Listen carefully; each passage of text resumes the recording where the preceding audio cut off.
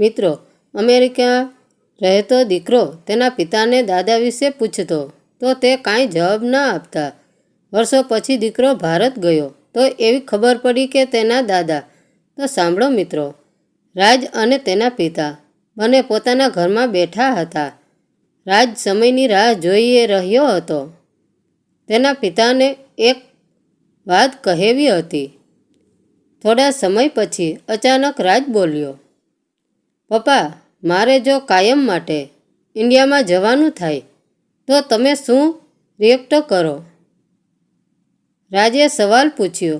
તેના પિતા અમેરિકાના એક પોશ એરિયામાં આલિશાન બંગલામાં સોફા પર સૂતા સૂતા ટીવી જોઈ રહ્યા હતા. દીકરાના મોઢેથી આવો સવાલ સાંભળીને અચાનક બેઠા થઈ ગયા. ટીવી બંધ કરી નાખ્યું અને રાજને પૂછ્યું, કેમ બેટા આવી વાતો કરી રહ્યો છે? શું વાત છે? મને જણાવ. રાજે કહ્યું, પપ્પા, મને કંપનીમાંથી ઓફર મળી છે. મારી કંપની ઇન્ડિયામાં એક મેનેજર શોધી રહી છે, એટલે હું એ કંપનીમાં ઘણા સમયથી જોડાયેલો હોવાથી મને મોકો મળ્યો છે. તો મારે આવતા અઠવાડિયા ઇન્ડિયામાં જવું પડશે.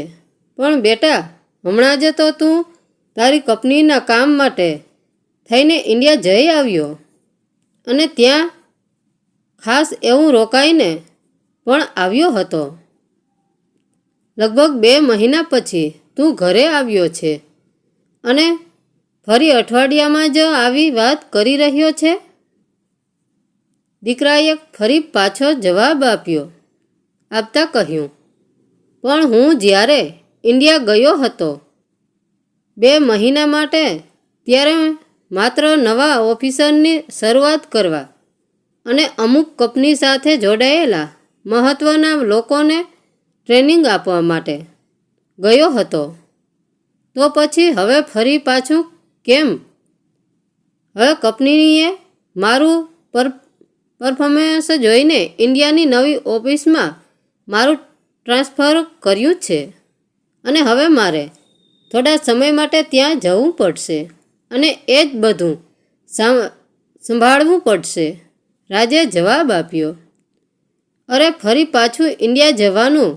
સોફા પર બેઠેલા હરેશભાઈએ, કે જેને અમેરિકામાં ઘણા લોકો તેના હુલામણામાં નામ હેરીથી પણ જાણતા હતા, તેને અચાનક આંચકો લાગ્યો.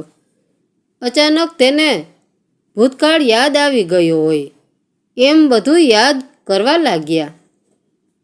કેટલીક મુશ્કેલીઓ ભોગવીને એ દેશથી પીછો છોડાવ્યો હતો.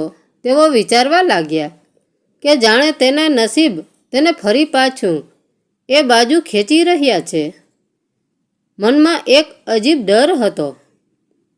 થોડો સર્વસ્થ થઈને હરેશભાઈ એ દીકરાને કહ્યું, પણ તારે ના પાડી દેવાય ને. તારા માતા પિતા મોટી ઉંમરના છે અને તેની તબિયત પણ સારી નથી રહેતી, એટલા માટે તું ત્યાં ભારત સ્થાયી ન થઈ શકે. રાજે જવાબ આપતા કહ્યું, અરે પપ્પા, તમને આ બધી કંપનીઓમાં ના ખબર પડે, કારણ કે અમારી કંપનીમાં તો માણસને ઓછું મહત્ત્વ આપવામાં આવે છે. માત્ર તેના કામથી જ કામ હોય છે. તમે ગમે તેટલી રિક્વેસ્ટ કરો પણ કોઈ ફાયદો નથી.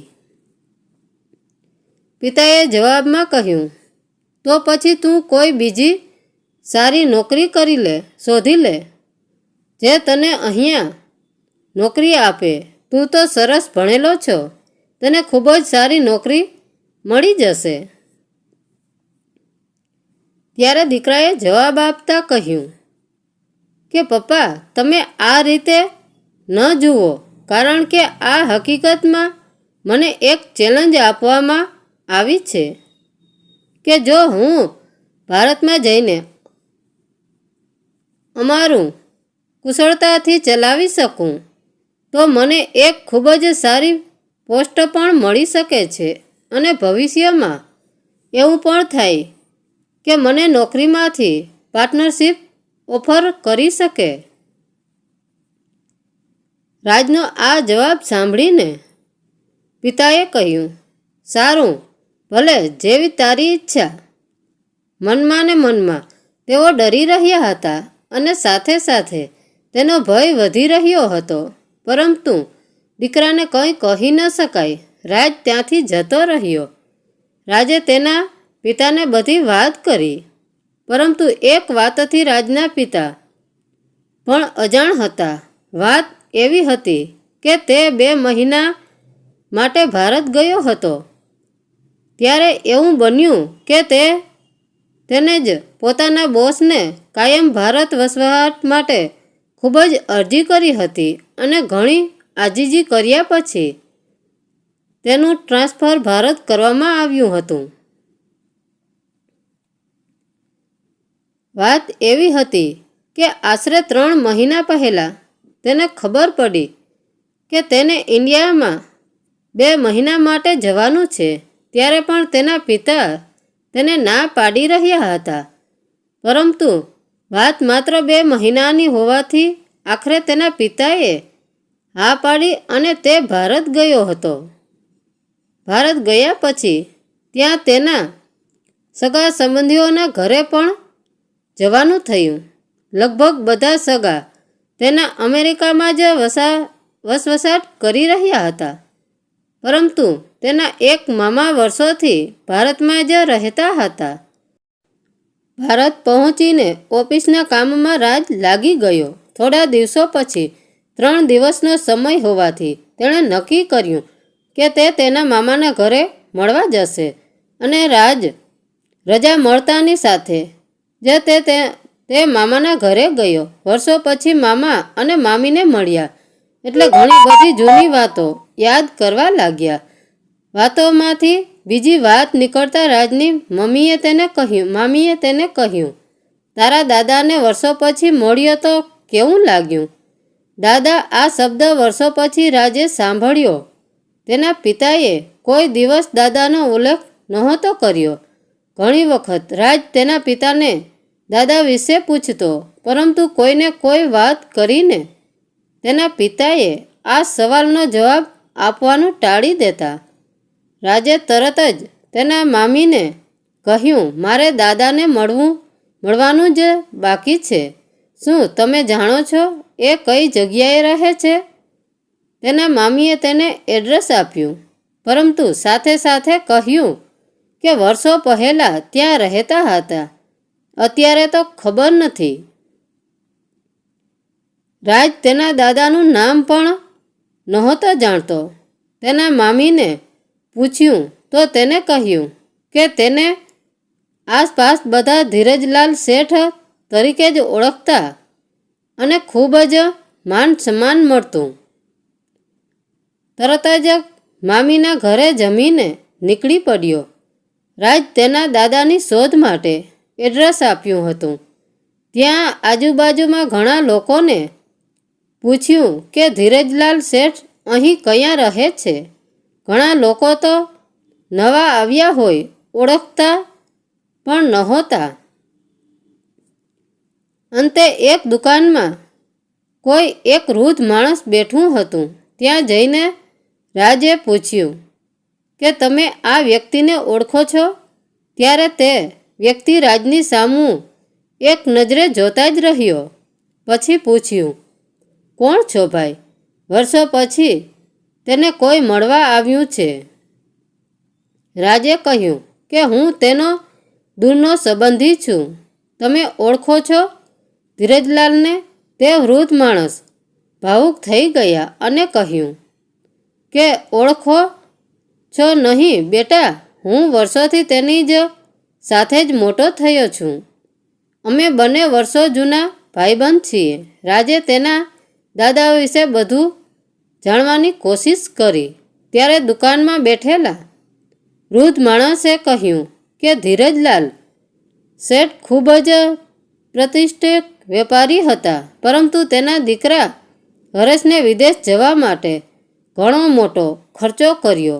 દીકરાએ વાયદો કર્યો હતો કે તે વિદેશ તેના માતા પિતાને લઈ જશે, પરંતુ વર્ષો પછી આજે પણ કોઈ નથી આવ્યું અને એ બિચારો ડોસો અને ડોસી બને ઝૂંપડી જેવા ઘરમાં રહે છે.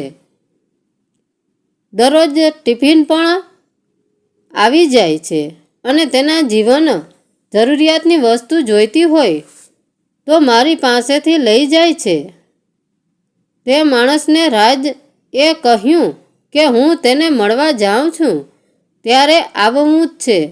ત્યારે તે માણસે કહ્યું કે હું રાતે ત્યાં જ હોઉં છું, અત્યારે હું દુકાને એકલી મૂકીને નહીં નીકળી શકું, તમે મળી આવો. તરત જ જણાવેલ આ એડ્રેસ પર રાજ પહોંચી ગયો.